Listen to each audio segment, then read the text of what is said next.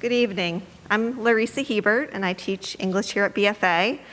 And I am very excited tonight to kick off Poetry Out Loud again after a year where it was virtual. Yay!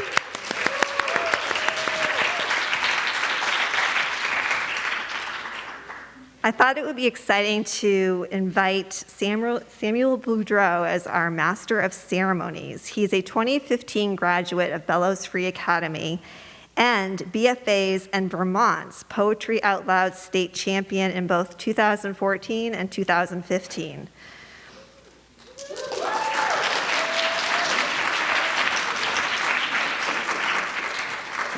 Sam attended Middlebury College, where he majored in psychology and gender studies. He then completed his Master of Fine Arts in Creative Writing Poetry from the University of Montana.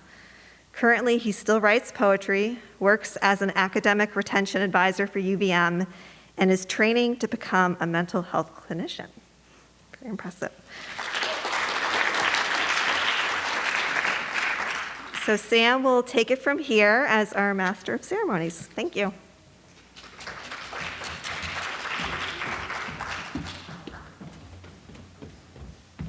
Amazing. Welcome to everyone tonight.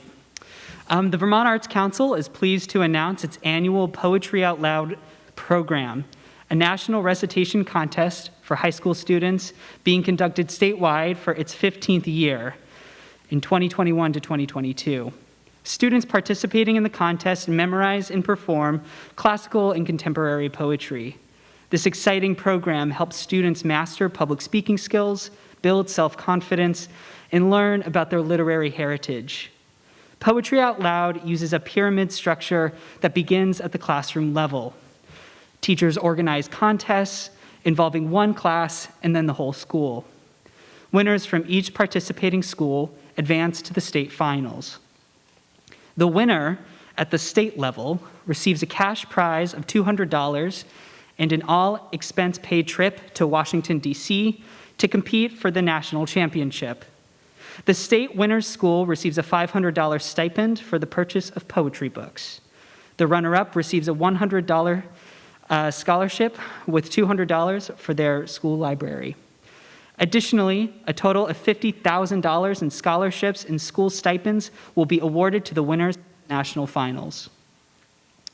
Students' performances are evaluated based on the following criteria: physical presence, voice and articulation, dramatic appropriateness, evidence of understanding, and overall performance.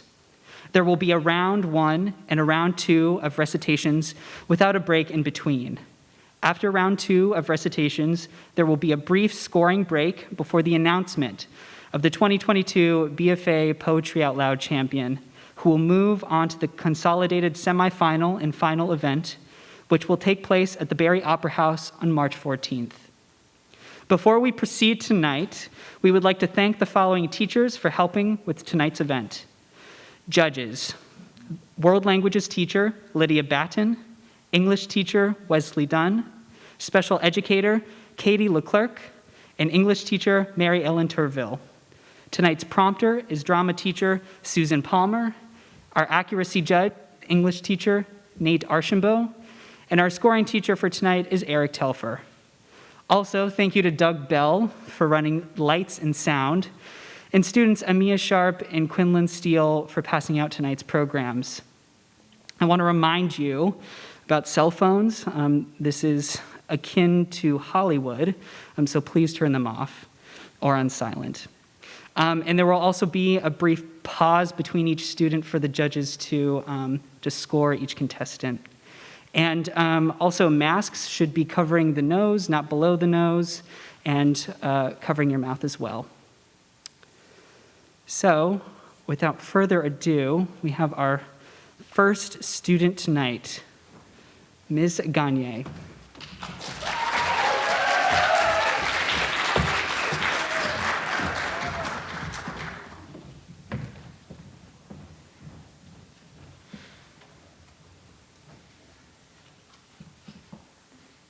Be Music Night by Kenneth Patchen.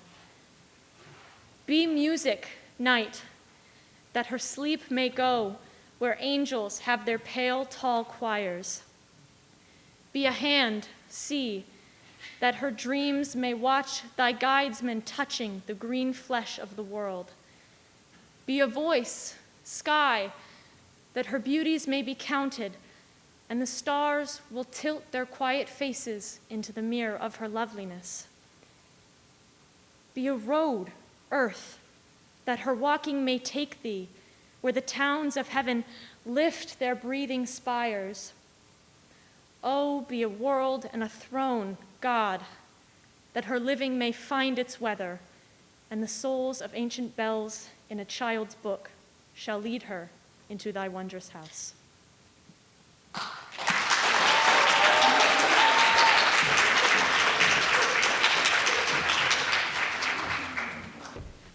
Grace Olds.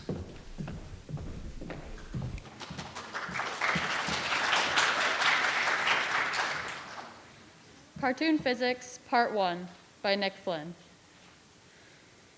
Children under, say, 10 shouldn't know that the universe is ever expanding, inexorably pushing into the vacuum, galaxies swallowed by galaxies, whole solar systems collapsing, all of it acted out in silence.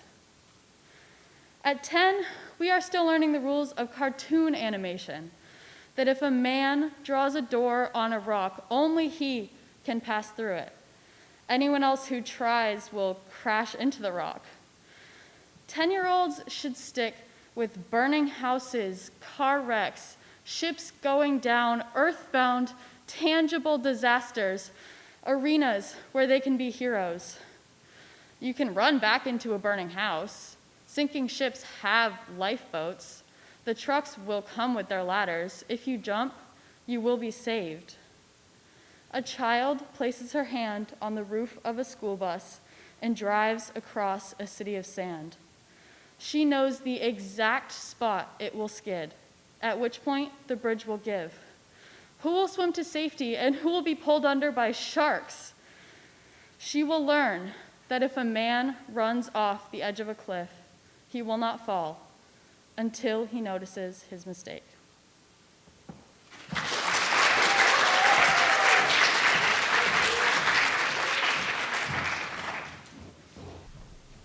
August Hawkins.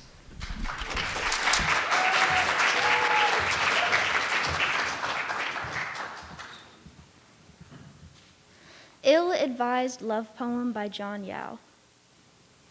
Come live with me, and we will sit upon the rocks by shallow rivers.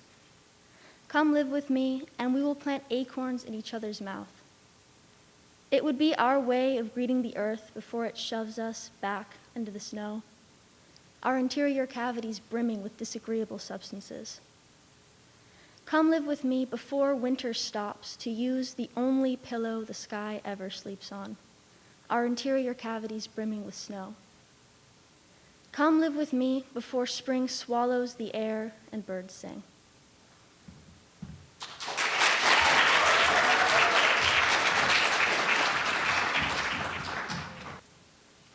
Jaden Wallant.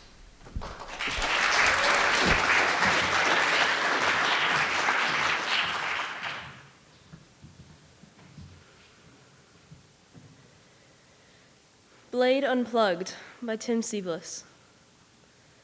It's true, I almost never smile. But that doesn't mean I'm not in love. My heart is that black violin played slowly. You know that moment late in the solo when the voice is so pure, you feel the blood in it, the wound between rage and complete surrender. That's where I'm smiling. You just can't see it. The sound bleeding perfectly inside me. The first time I killed a vampire, I was sad. I mean, we were almost family. But that's so many lives ago. I believe in the cry that cuts into the melody, the strings calling back the forgotten world. When I think of the madness that has made me, in the midnight I walk inside, all day long. When I think of that one note that breaks what's left of what's human in me, man, I love everything.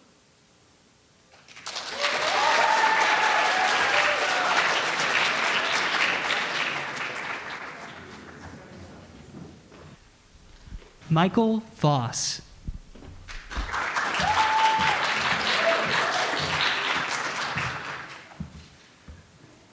Uphill by Christina Rossetti. Does the road wind uphill all the way? Yes, to the very end. Will the day's journey take the whole long day? From morn to night, my friend. But is there, for the night, a resting place? A roof for when the slow, dark hours begin? May not the darkness hide it from my face?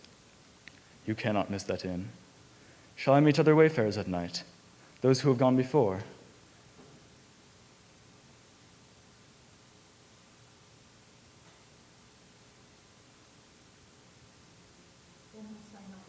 Then must I knock or call when just in sight? They will not keep you standing at that door. Shall I find comfort, travel weak and sore? Of labor, you shall find the sum. Will there be beds for me and all who seek?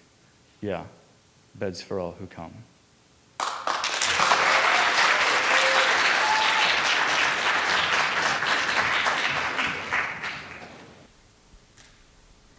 Elio Haig. Jasmine Duncan.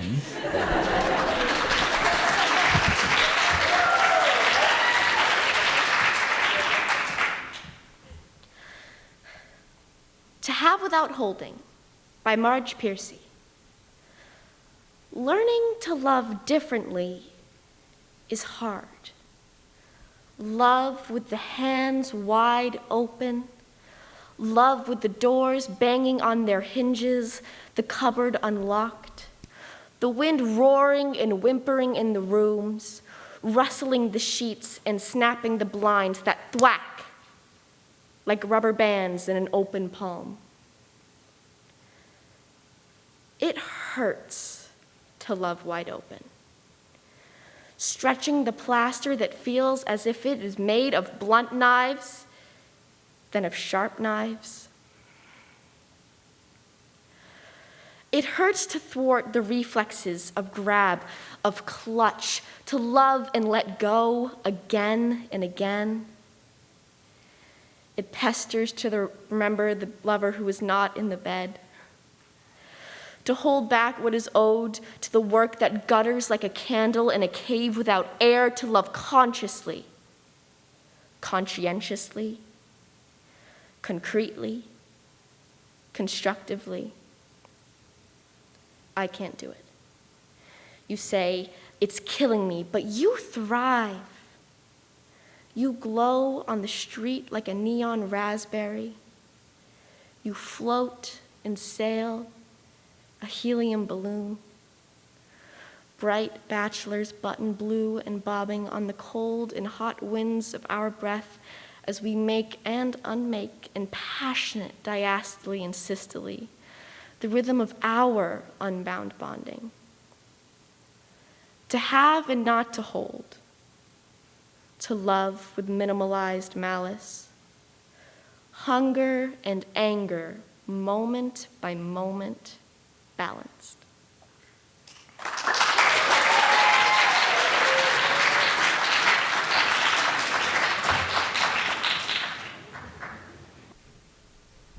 Elio Haig.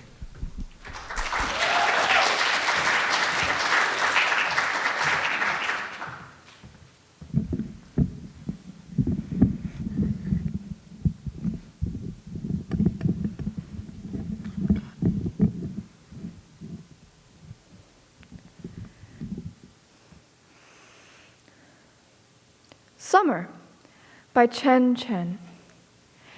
You are the ice cream sandwich connoisseur of your generation. Blessed are your floral shorteralls, your deeply pink fanny pack with travel-sized lint roller just in case. Level of splendiferous in your outfit? 200. types of invisible pain stemming from adolescent disasters in classrooms, locker rooms, and quite often Toyota Camrys, at least 10,000. You are not a Jigglypuff, not yet a Wigglytuff. Reporters and fathers call your generation the worst, which really means queer kids who could go online and learn that queer doesn't have to mean disaster or dead. Instead, queer means splendiferously you. And you means someone who knows that common flavors for ice cream sandwiches in Singapore include red bean, yam, and honeydew. Your powers are great, are growing. One day, you will create an online personality quiz that also freshens the breath. The next day, you will tell your father, you were wrong to say that I had to change, to make me promise I would, to make me promise and promise.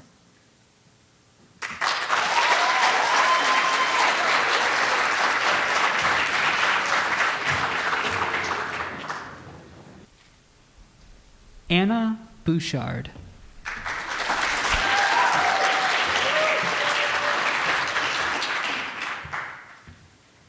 April Midnight by Arthur Symons. Side by side through the streets at midnight, roaming together through the tumultuous night of London in the miraculous April weather. Roaming together under the gaslight, days work over. How the spring calls to us here in the city, calls to the heart from the heart of a lover. Cool, the wind blows, fresh in our faces, cleansing, entrancing after the heat and the fumes and the footlights. Where you dance, and I watch your dancing. Good it is to be here together, good to be roaming, even in London, even at midnight. Lover-like, in a lover's gloaming. You, the dancer, and I, the dreamer. Children together, wandering lost in the night of London, in the miraculous April weather.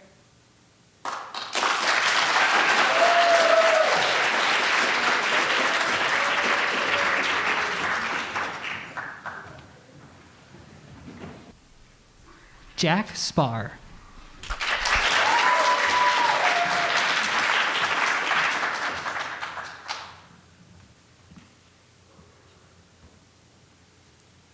"300 Goats" by Naomi Shihab. In icy fields, is water flowing in the tank? Will they huddle together, warm bodies pressing? Is it the year of the goat or the sheep? Scholars debating Chinese zodiac, follower or leader? Oh, lead them to a warm corner, little ones toward bulkier bodies. Lead them to the brush which cuts the icy wind, another frigid night swooping down. Aren't you worried about them? I ask my friend, who lives by herself on the ranch of goats, far from here, near the town of Azona. She shrugs. Not really.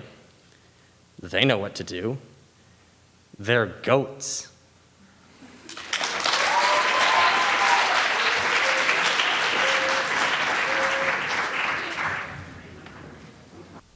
Susetta Cipanelli.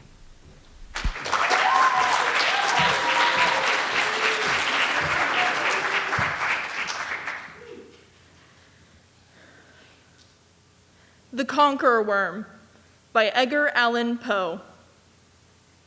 Lo, 'tis a gala night within the lonesome latter years, an angel throng, bewinged, bedight in veils and drowned in tears. Sit in a theater to see a play of hopes and fears, while the orchestra breathes fitfully the music of the spheres. Mimes in the form of God on high mutter and mumble low, and hither and thither fly, mere puppets they, who come and go, at bidding of vast formless things that shift the scenery to and fro, flapping from out their condor wings, invisible woe. That motley drama, oh, be sure, it shall not be forgot, with its phantom chased forevermore by a crowd that sees it not, through a circle that ever returneth in to the self-same spot. And much of madness, and more of sin, and horror, the soul of the plot.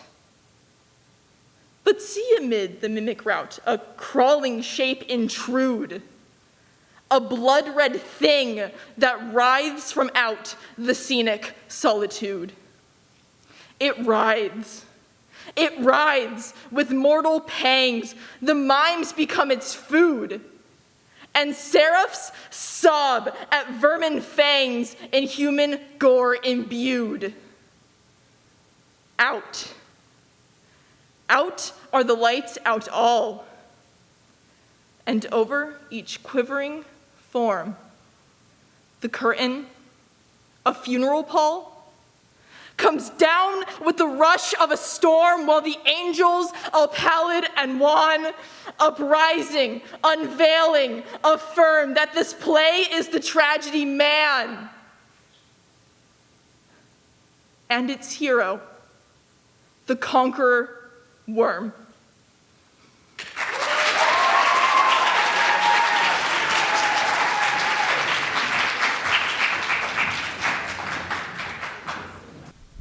Elektra, lorac.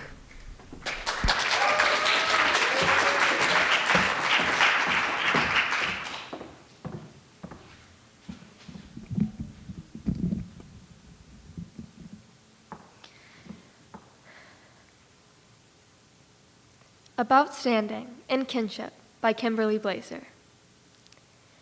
We all have the same little bones in our foot, 26, with funny names like navicular. Together, they build something strong. Our foot arch a pyramid holding us up. The bones don't get cast when they break. We tape them, one phalange to its neighbor for support. Other things like sorrow work that way too. Find healing in the leaning, the closeness. Our feet have 1/4 of all the bones in our body. Maybe we should give more honor to feet, into all those tiny but blessed cogs in the world. Communities. The forgotten architecture of friendship.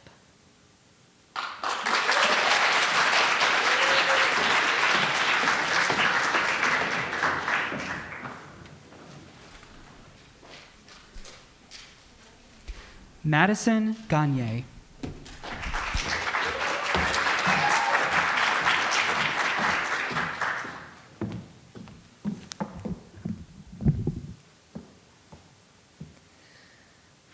In the Woods by Catherine Simmons. The baby sleeps. Sunlight plays upon my lap. Through doily leaves, a black lab comes, a Scotty goes, the day wears on, the baby wakes. The good birds sing, invisible or seldom seen, in hidden kingdoms, grateful for the in-between. The baby sleeps. Elsewhere, The queen rolls by on gusts of cheer. Ladies wave and bless her reign. The baby frets, the baby feeds. The end of lunch, a daytime moon. The leaves are lightly tinkered with. It's spring? No, autumn. Afternoon? We've sat so long. We've walked so far. The woods in shade, the woods in sun, the singing birds, the noble trees. The child is grown. The child is gone. The black lab comes, his circuit done. His mistress coils his scarlet lead.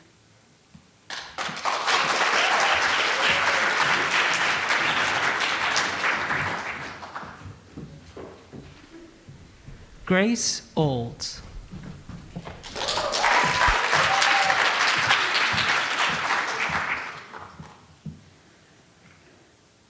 At the City Pound by Vincent O'Sullivan. I'm in charge of a cage. I know those that won't. I don't mean can't, just won't. There's a roster for Tuesdays, Fridays, dogs to die. The disconsolate, the abandoned, those with recurrent symptoms, the incorrigible mutt. Oh, a dozen choices by way of reasons. Even so, some won't. Won't play along once their number's up, the rainbow bridge in the offing, as the posher clinics put it. A pig's ear as a final treat, a venison chew, the profession behaving beautifully at a time like this. Still, some won't. Won't go nicely, I mean, with a gaze to melt, a last slobbed lick. Those with a soul's defiance, though embarrassment in the lunchroom should you come at that one.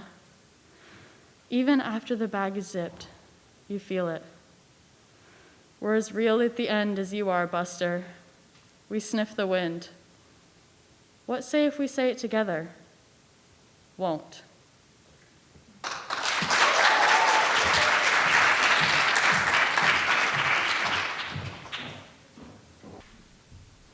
August Hawkins.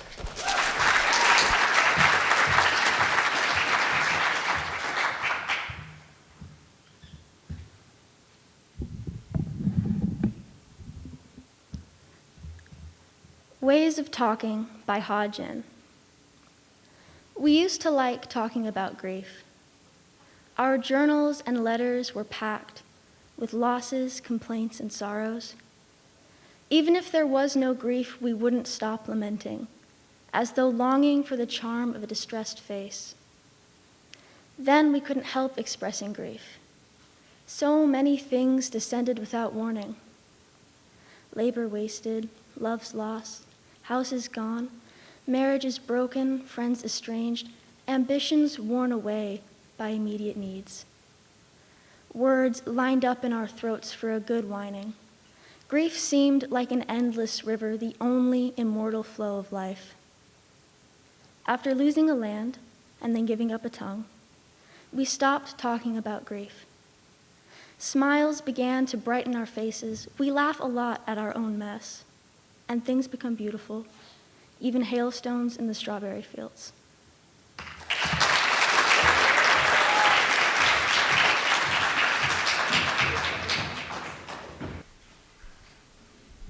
Jaden Wallant.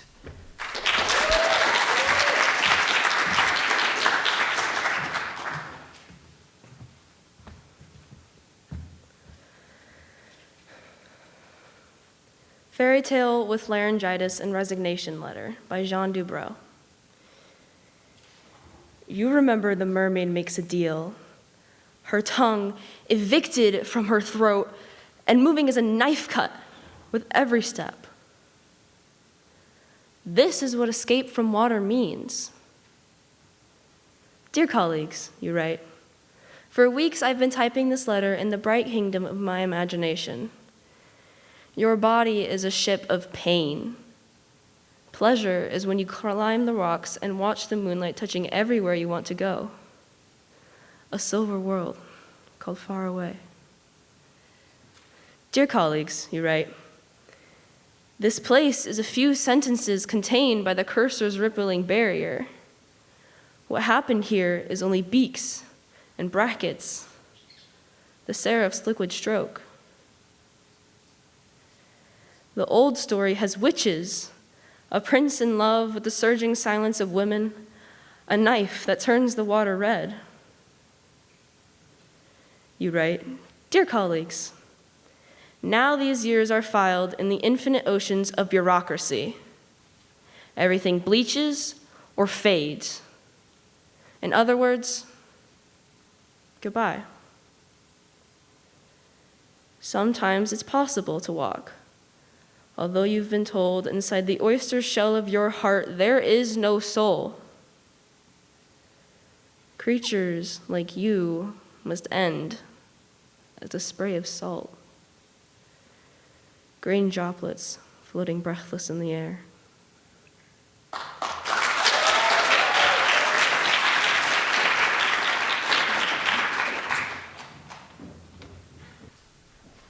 Michael Voss.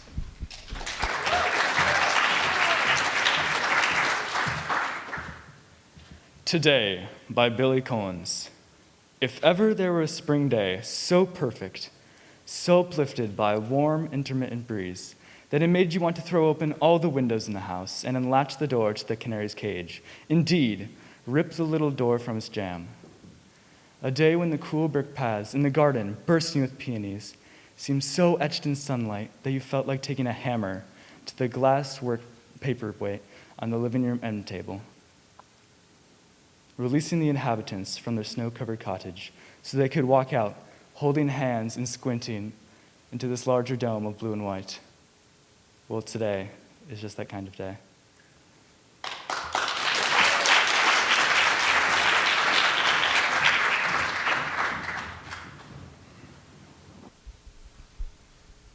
Jasmine Duncan.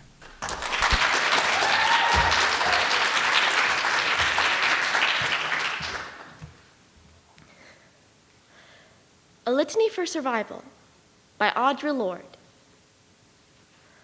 For those of us who live on the shoreline, standing upon the constant edges of decision, crucial and alone. For those of us who cannot indulge the passing dreams of choice, who love in doorways, coming and going in the hours between dawns, looking inward and outward at once before and after, seeking a now that can breed futures, like bread in our children's mouths, so their dreams will not reflect the death of ours. For those of us who were imprinted with fear, like a faint line in the center of our foreheads, learning to be afraid with our mother's milk, for by this weapon, this illusion of some safety to be found, the heavy-footed hoped to silence us. For all of us, this instant and this triumph, we were never meant to survive. And when the sun rises, we are afraid it might not rise again in the morning. When the sun sets, we are afraid it might not rise. When our stomachs are full, we are afraid of indigestion. When our stomachs are empty, we are afraid we may never eat again. When we are loved, we are afraid love will vanish. When we are alone, we are afraid love will never return. And when we speak, we are afraid our words will not be heard nor welcomed, but when we are silent, we are still afraid. So, it is better to speak, remembering we were never meant to survive.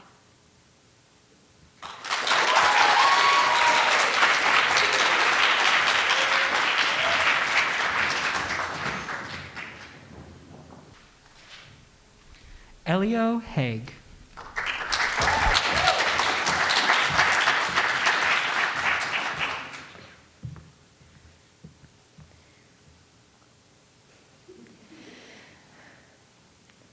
The World is About to End and My Grandparents Are in Love by Kara Jackson.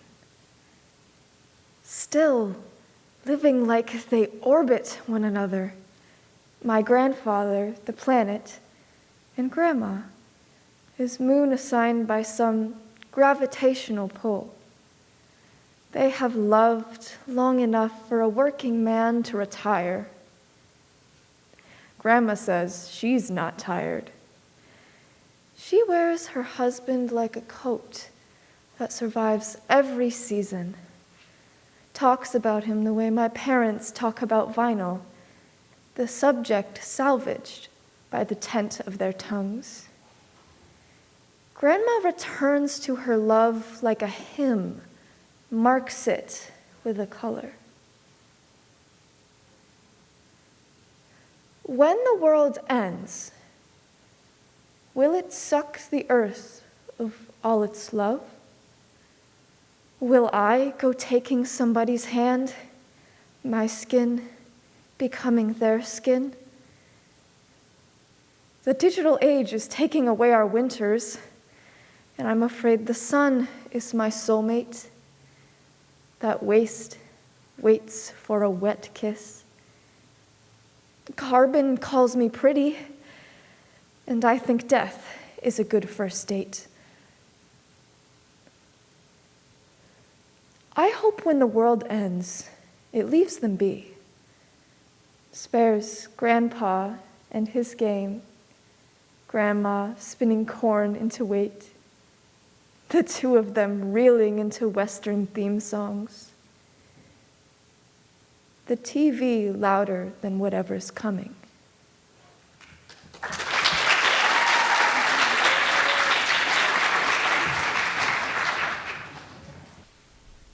Anna Bouchard.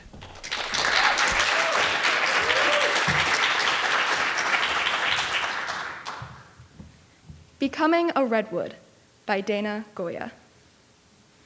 Stand in a field long enough, and the sounds start up again.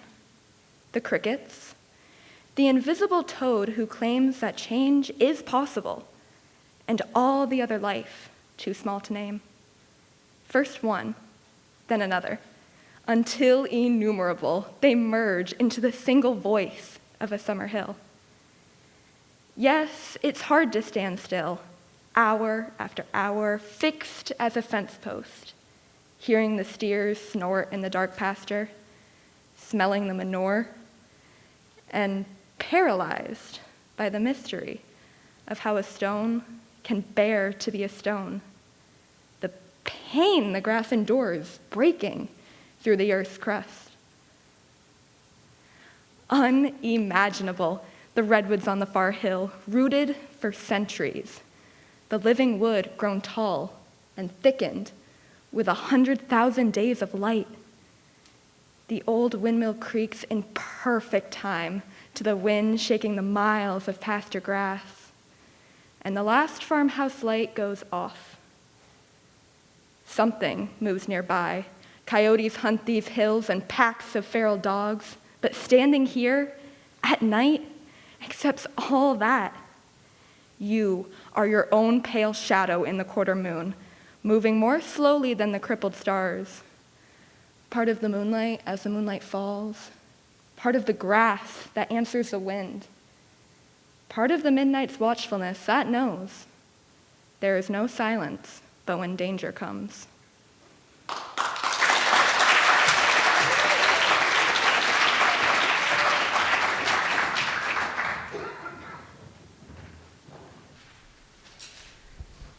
Jack Spar.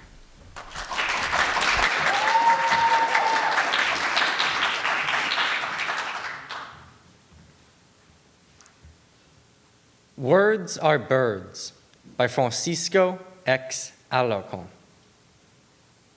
Words are birds that arrive with books and spring.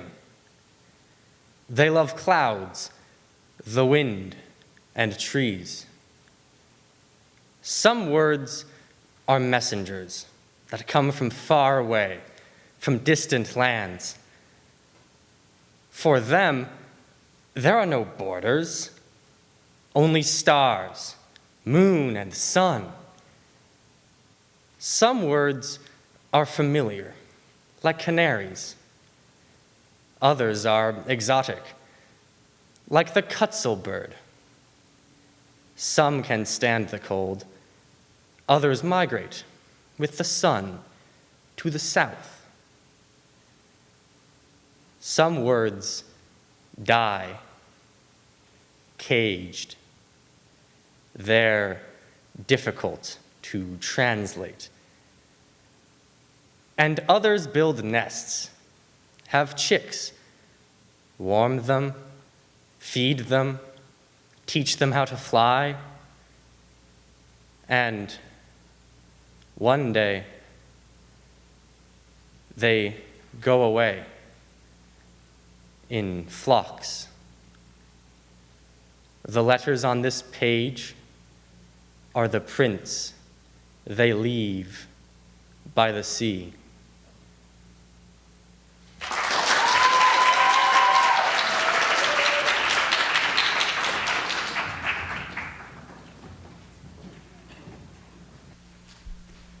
Susetta Cipanelli.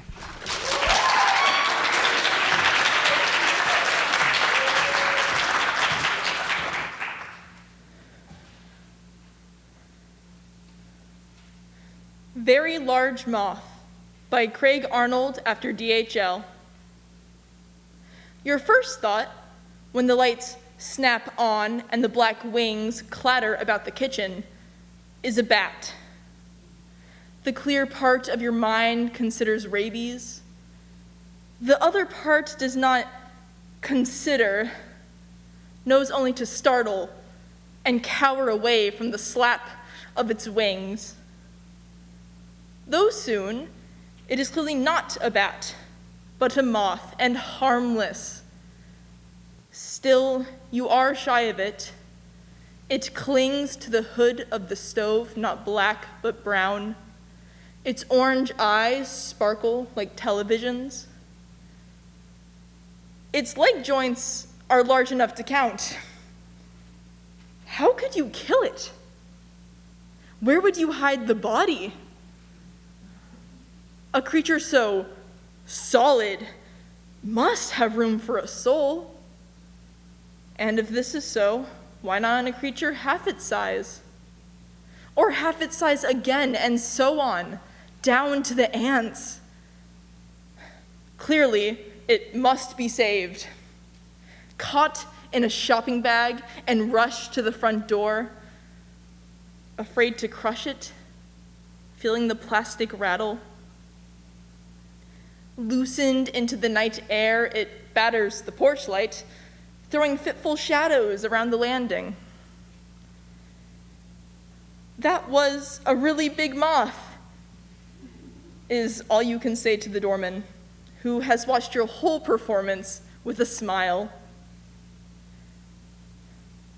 The half compassion and half horror we feel for the creatures we want not to hurt and prefer not to touch.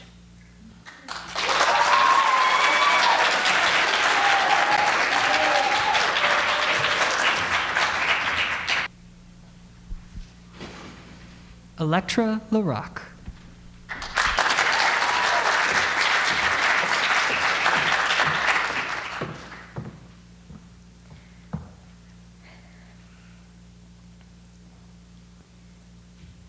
Mezokami by Henry Wadsworth Longfellow.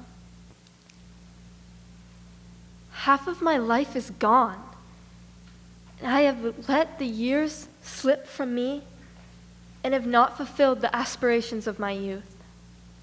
To build some tower of song with lofty parapet, not indolences, nor pleasure, nor the fret of restless passions that would not be stilled, but sorrow and a care that almost killed, kept me from what I may accomplish yet. Though halfway up the hill, I see the past lying beneath me, with its sounds and sights. A city in the twilight, dim and vast, with smoking roofs, soft bells, and gleaming lights. And here above me, on the autumnal blast, the cataract of death far thundering from the heights.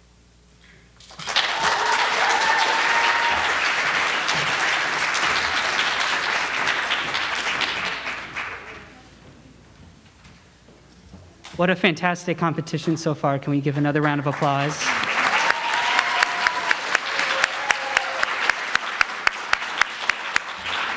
Absolutely excellent. So right now we have a 3 to 5 minute intermission for the judges to tally the scores, and we will be back soon. Thank you. Come on up. Yep, the participants, everyone, if you recited a poem tonight, please come on up.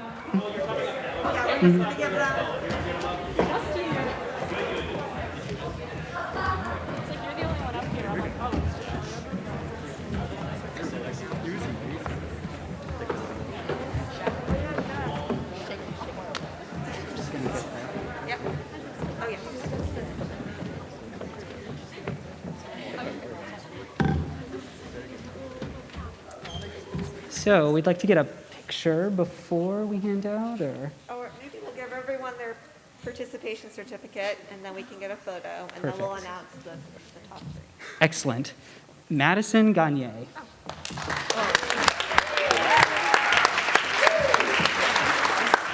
Grace Olds. August Hawkins. Jaden Wallant. Michael Voss. Jasmine Duncan. Elio Haig. Anna Bouchard.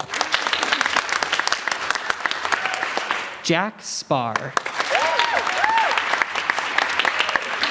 Susetta Cipanelli. And Elektra Lorac. Amazing. This was an absolute stellar night of poetry. The school competition is always one of the hardest and most difficult. Okay, so now what we're going to do is we're going to announce the top 3, and we're going to start with third place. In third place for the 2020 BFA competition is Jasmine Duncan.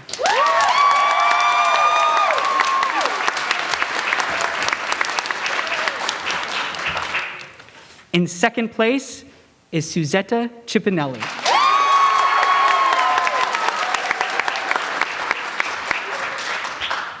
And in first place, the champion for Bellows Free Academy is Elio Hay.